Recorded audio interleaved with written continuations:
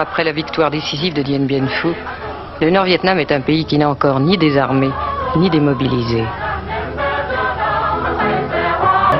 L'homme, reconnu dans le monde entier comme le Napoléon de la guérilla, qui après avoir vaincu les Français passe pour diriger en coulisses la lutte contre les Américains, le général Giap nous parle de l'armée populaire. Vous avez posé une question sur le potentiel, n'est-ce pas, de la résistance. Je serai bref sur la question. Je vous dirai des généralités précises, ou comme vous voulez, n'est-ce pas, des précisions générales, n'est-ce pas? Eh bien, la République démocratique du Vietnam a même absolument, n'est-ce pas, d'assurer sa défense, assurer la défense et d'écraser, n'est-ce pas, n'importe quel agresseur impérialiste. La principale force de notre armée réside dans le moral, dans l'esprit combatif du soldat et dans le soutien illimité de la population. Et puis, dans la technique. Deux facteurs. Le facteur primordial, le facteur moral. Alors nous sommes fiers du moral élevé de notre armée. Maintenant aussi. Mais certains pensent en Occident que vous, personnellement, continuez à inspirer la stratégie du Viet Cong. Est-ce que c'est vrai? Viet Cong, c'est... Viet Cong, vous parlez Viet Cong, c'est-à-dire... La résistance du Sud. La résistance du Sud. La résistance du Sud, n'est-ce pas, c'est la population du Sud, n'est-ce pas, qui mène la résistance, n'est-ce pas? Alors la population du Sud, n'est-ce pas, a l'expérience de 10 années de guerre contre le corps expéditionnaire français, n'est-ce pas?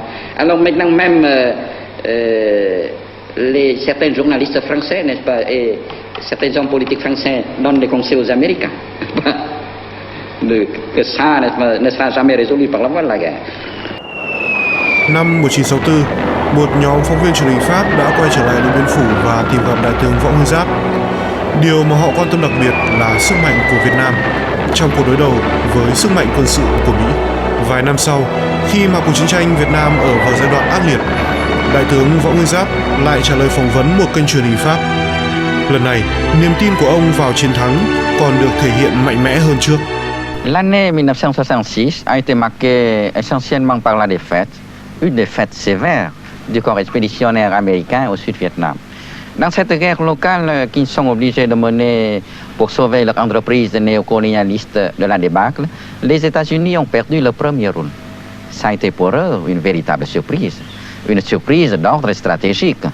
Aucun de leurs objectifs n'a été atteint.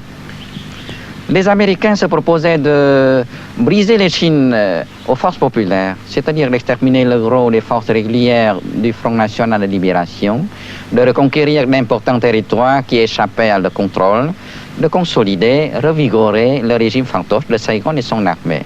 Eh bien, aucun de ces objectifs, absolument aucun, n'a été atteint.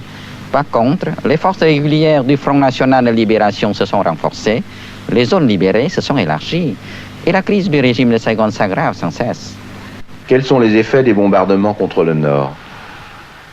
Là aussi, fiasco complet. Rien ne peut ébranler notre détermination à combattre l'agression et à aider nos frères du Sud le plus efficacement possible. Plus l'aviation américaine multiplie ses raids, plus les pertes sont graves. À ce jour, le 13 janvier, plus de 1600 avions Yankee ont été abattus, tandis que ni nos voies de communication ne sont coupées, ni notre capacité de défense n'a été amoindrie, bien au contraire. Que pouvez-vous dire des opérations américaines dans le delta du Mékong?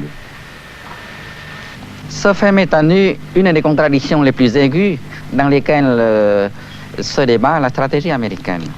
Faut-il disperser ses troupes allant à la recherche d'un ennemi qui est partout, tout en n'étant nulle part, pour voir ses hommes décimés partout, sans trouver à frapper nulle part?